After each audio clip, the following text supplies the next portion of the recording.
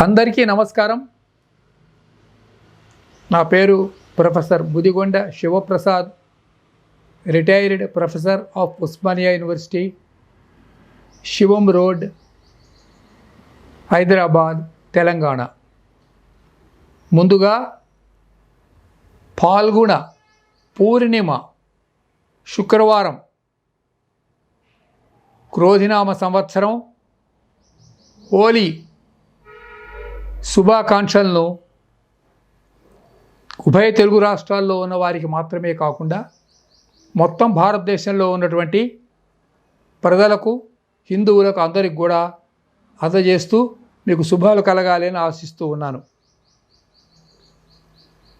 హోలీ అనే పదము హోలాక అనే అత్యంత ప్రాచీనమైన పదం నుంచి పుట్టింది.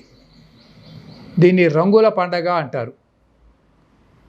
ఈ పండగ యొక్క చరిత్ర మనకు 2-3 వేల సంవత్సరాలుగా చరిత్రలో కనపడుతూ ఉంది. దీన్ని చారిత్రకంగా పరిశీలించి చూసినట్లయితే పాల్గొన పూర్ణిమ నాడు లక్ష్మీదేవికి పూజ చేయటం కూడా మనకు కనపడుతున్నది. దీన్ని బట్టి మనకి ఏం తెలుస్తున్నదంటే, ఒకప్పుడు ఈ హోలీ పండగ నుంచే నూతన సంవత్సరం ఆరంభమైంది అని తెలుస్తూ ఉంది. ప్రస్తుతం అలా కాదు. మనకి ఇంకొక 15 రోజుల తర్వాత, అంటే విశ్వావసనామ సంవత్సరం చైత్ర శుద్ధ పాడ్యమి రావడానికి ఇంకొక 15 రోజుల సమయం ఉంది. దాన్ని చాంద్రమానం అంటారు. ఈ చాంద్రమానం ప్రకారం ముఖ్యంగా మహారాష్ట్ర, తెలంగాణ, ఆంధ్రప్రదేశ్, కర్ణాటక ఈ రాష్ట్రాలలో కొత్త సంవత్సరం ప్రారంభం అవుతున్నది. తమిళనాడులో ఇంకా కొంచెం ఆలస్యంగా మొదలవుతుంది కొత్త సంవత్సరం. అంటే చాంద్రమానం, సూర్యమానం, నక్షత్రమానం, బార్హస్పత్యమానం ఇలా కొన్ని కొలతలు ఉన్నాయి. దీని ప్రకారం ఈ సంవత్సరాలు జరుగుతుంది. ఒకప్పుడు ఈ హోలీ పండగ నుంచే నూతన సంవత్సరం ప్రారంభమైనట్లు మనం చరిత్రలో భావించవచ్చు. ఈ పండగ అంటే కొత్త సంవత్సరం కాబట్టి వాళ్ళు ఈ రంగులను, నవరంగు రకరకాల పువ్వులు అంటే పుష్పాల్లోంచి వచ్చినటువంటి పుప్పొడులను చల్లుకొని ఆనందించేవాళ్ళు అన్నటువంటిది మనకు తెలుస్తూ ఉన్నది. పరాగం అంటారు. పరాగం అంటే పుప్పొడి. ఈ రంగులలో ఇప్పుడు కొంచెం ఆర్టిఫిషియల్గా తయారు చేసిన రంగులు కూడా వస్తూ ఉన్నాయి. ఈ హోలీ అనేది ప్రధానంగా రంగుల పండగ. ఇక్కడ చిన్న పెద్ద అన్నటువంటి భేదం ఏమి ఉండదు. కాబట్టి ఈ హోలీ పండగ సందర్భంగా అందరికీ కూడా శుభాకాంక్షలు అందజేస్తున్నాను. చక్కగా పండగ జరుపుకొని మధురమైన పదార్థాలు తిని ఆనందంగా జీవించవలసిందిగా కోరుతూ ఉన్నాను.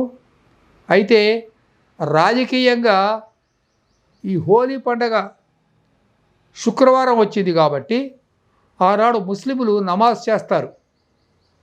అందులో రంజాన్ పండగ కూడా వచ్చింది కదా. రంజాన్ మాసం ఇప్పుడు ఉపవాసాలు నడుస్తూ ఉన్నాయి.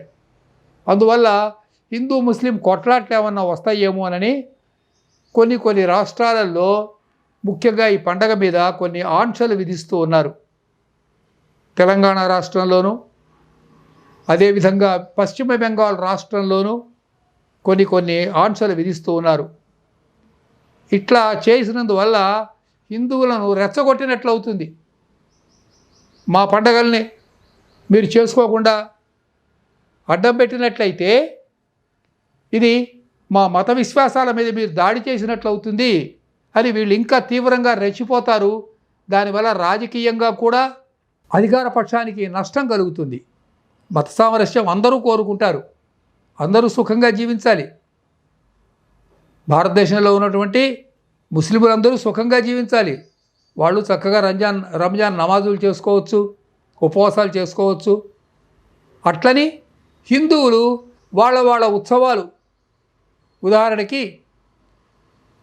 మనం పశ్చిమ బెంగాల్ తీసుకున్నట్లయితే అక్కడ మమతా బెనర్జీ వచ్చినప్పటి నుంచి గణేష్ ఉత్సవాల మీద ఆవిడ నిషేధం పెట్టింది.